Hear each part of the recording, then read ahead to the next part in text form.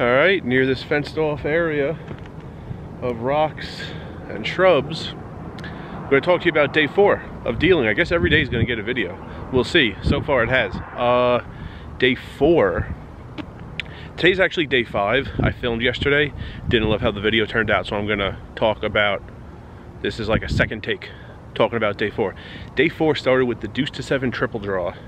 And it was not a very popular tournament. It was a $600, so it was an uncommon game and a high buy-in. So we didn't have a ton of tables going. They kept as many people as long as they could. Eventually, you know, some people left voluntarily. Some people got sent home. I got sent home probably, I guess every time they send me home, just go over to the cash game area, ask if they need someone.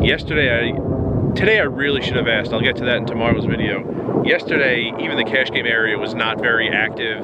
The lists weren't very long. The strings weren't very long. They didn't seem to have a need, but eventually got sent home. But I want to talk to you about 3 reasons to stay as long as you possibly can. Because right away, before we even clocked in, the floor asked, does anyone want to go? Because we don't have a lot of people signed up for this tournament.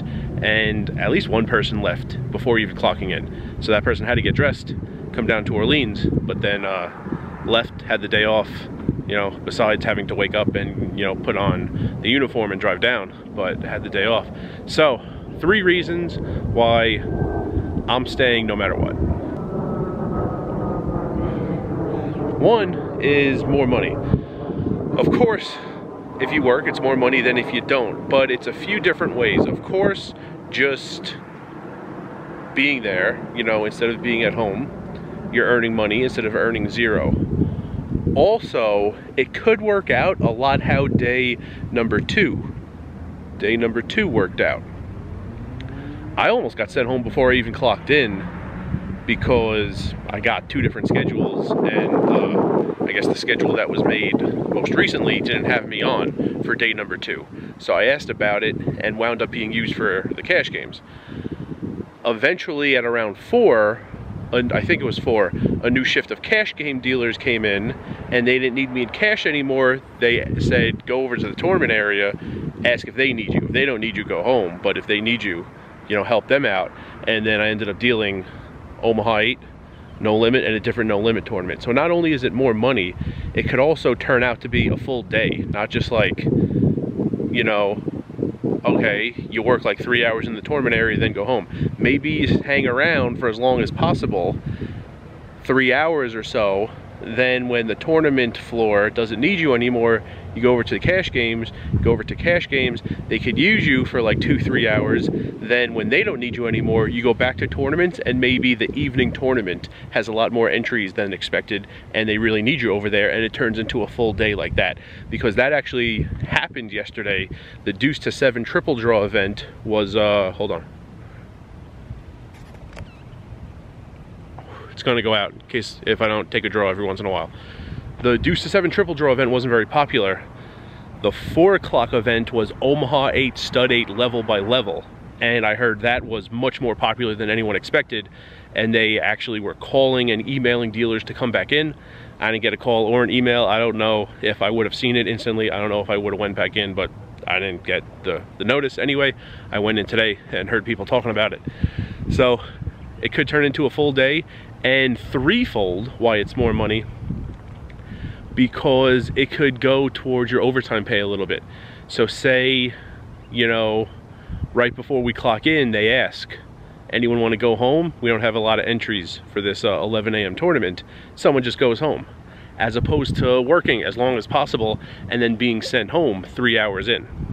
Well, maybe your last day of the week, you work and you wind up with 41 hours on the week. Well, that's 1 hour of overtime pay for the week, which isn't a ton of money. You know, it's like $17 instead of $11.25 per hour, something like that, for 1 hour. Well, if you stayed those 3 days in the middle of the week, if you stayed those 3 hours on that slow day in the middle of the week, then your final day, instead of your last hour of the week being overtime, your last 4 hours of the week would be overtime pay. So it's not a ton of money, but it is something, and it does add up. So 3-fold why staying earned you more money. Second thing is chose the floor people that you want to be there, which is kind of good and bad. Ultimately, I think it's good that, like, you signed up to do this, you're willing to do this, you're there early, you're there on time every day, and you want to stay for as long as possible. I think there are many people who don't love telling the dealers that they're not going to get as many hours as expected on any given day and need to leave early, as it was yesterday when the guy told me I was out. He was just like looking at me and not really saying things.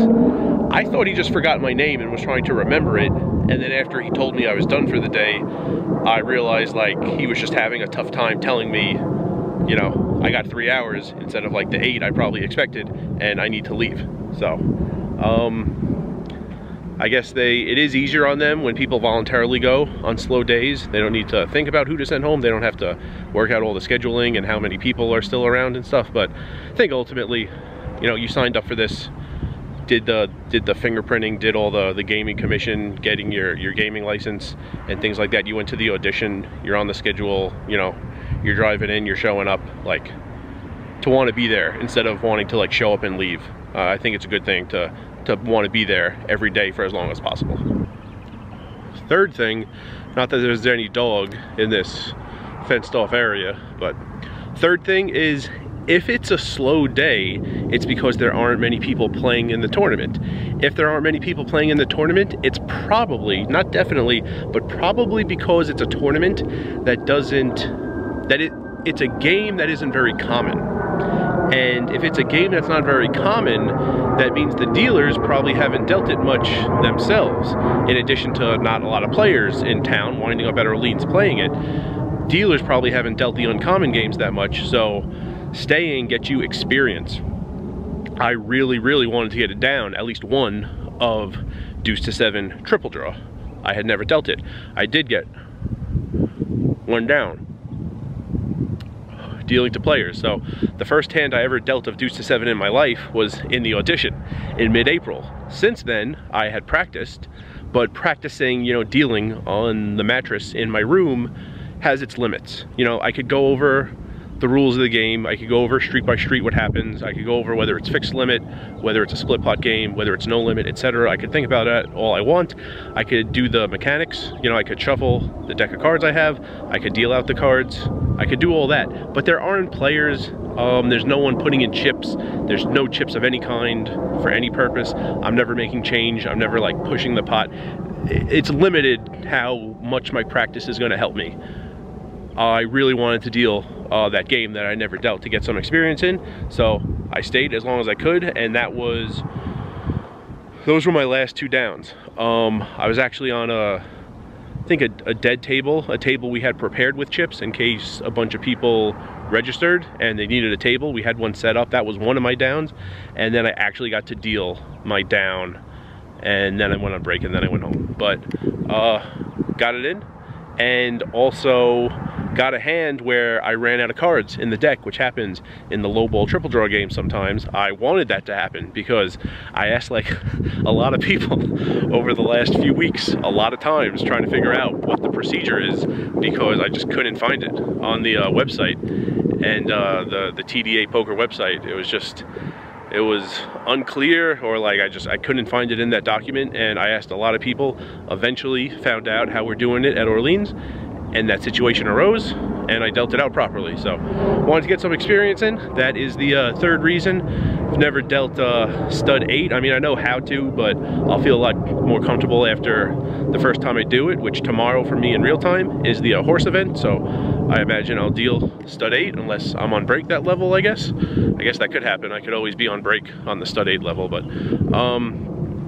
dealt stud the other day, stud 8, not much different. So yeah, third reason. So there are the 3 reasons in total, and that is going to cover day 4, dealing the Orleans Summer Open. And remember, rice is a spoon food.